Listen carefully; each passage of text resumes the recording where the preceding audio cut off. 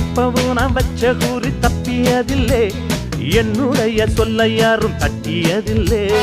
இன்னொருவன் என்ன வந்து தொட்டதுமில்லை, தொட்டவன தப்பிக்கான விட்டதும் இல்லை. மீசையிலே மண்ணு வெட்டுனதே எண்ணு, ஆயும் புலி நான் தான், பார்க்க போற நீதான். சும்மா முந்தாம் பூச்சாண்டி காட்டாதே, நம்ம கிட்ட போடுறிய தப்பு தாளந்தான்.